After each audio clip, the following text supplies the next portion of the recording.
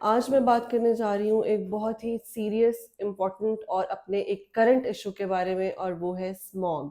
آپ سب لوگ جانتے ہیں کہ آج کل جو ہے پچھلے کافی عرصے سے جو ہے ہمارا ملک جو ہے اسموگ کی لپیٹ میں ہے۔ اسپیسیفکلی اگر دیکھا جائے تو لاہور میں جو لوگ ہیں وہ اسموگ سے بہت اچھی طرح واقف ہے، یا جو بھی بڑے بڑے شہروں کے رہائشی ہیں۔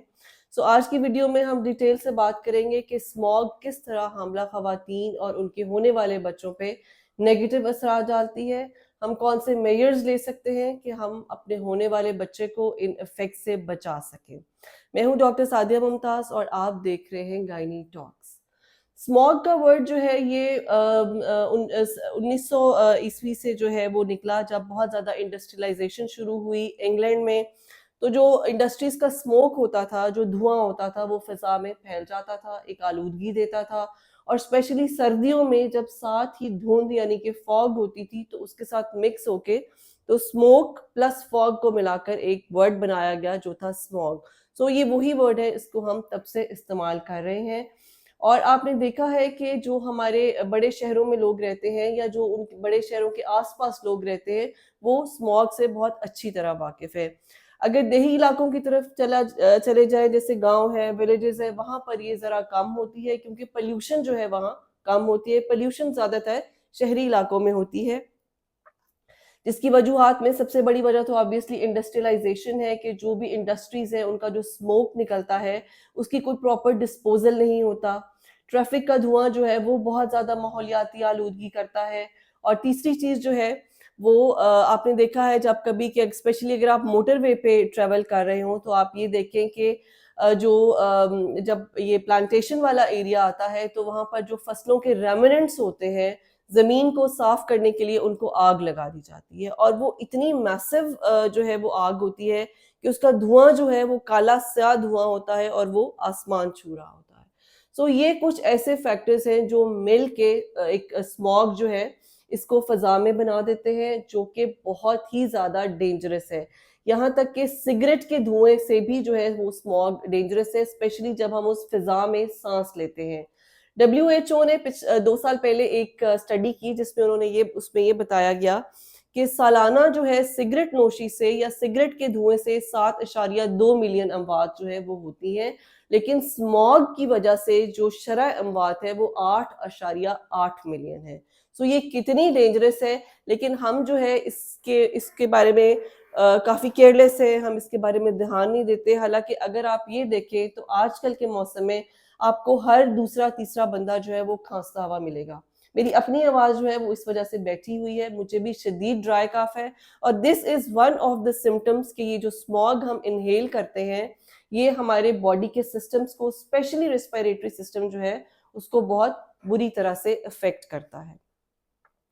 اب آتے ہیں ہم حاملہ خواتین کے لیے پہ کہ اس کا کیا اثرات ہوتا ہے۔ سب سے پہلے تو یہ دیکھیں کہ میں ہمیشہ ان کو کہتی ہوں کہ unnecessarily جو ہے وہ کوشش کریں کہ آپ اوائڈ کریں باہر جانا، لیکن اب obviously کئی دفعہ بہت زیادہ unavoidable ہو جاتا ہے، جیسے لوگ خواتین جو ہے وہ جابینس ہیں، کام کرنا ہے، جاب پہ جانا ہے تو ڈیفینیٹلی جانا پڑتا ہے۔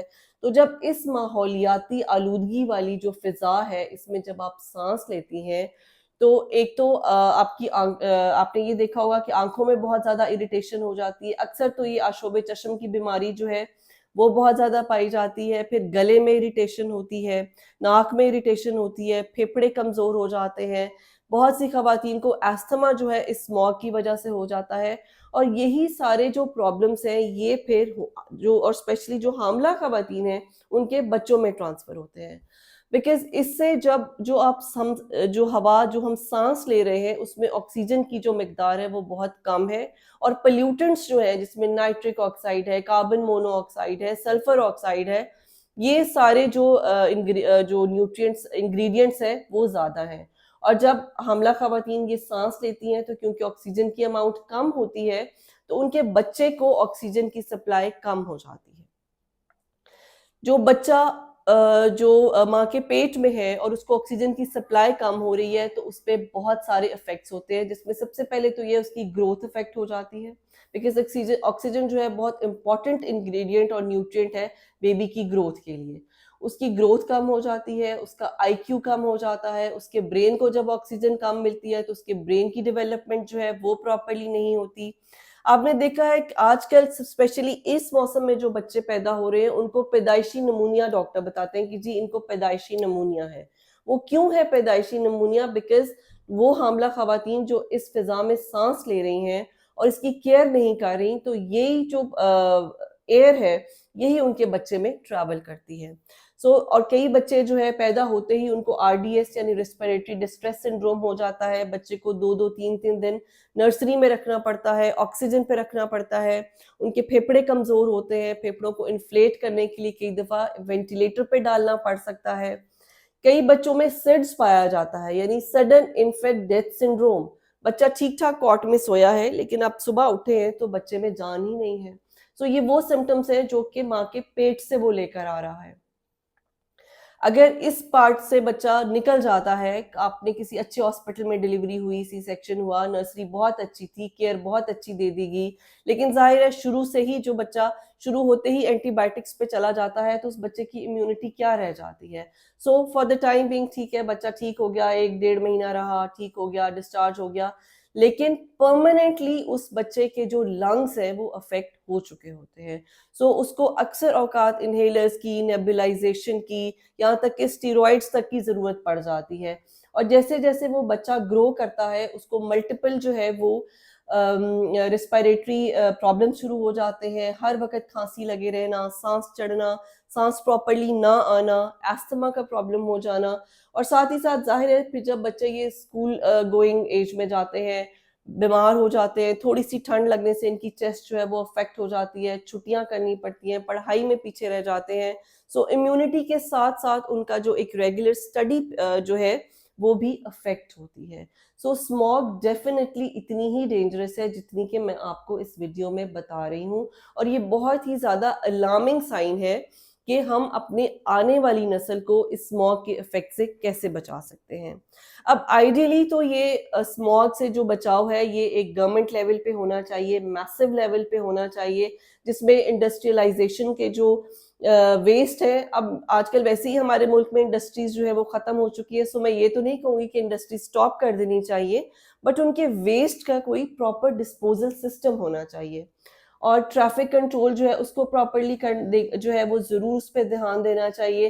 ویسے تو آج کل جیسے بچوں کی چھٹیاں ہیں تو آپ نے دیکھا ہے کہ کافی حد تک اسموگ جو ہے وہ بہتر ہے. صرف آپ کو مارننگ میں فاگ ملتی ہے، ادروائز دوپہر تک جو ہے وہ چھٹ چکی ہوتی ہے کیونکہ ٹریفک کنٹرول ہے.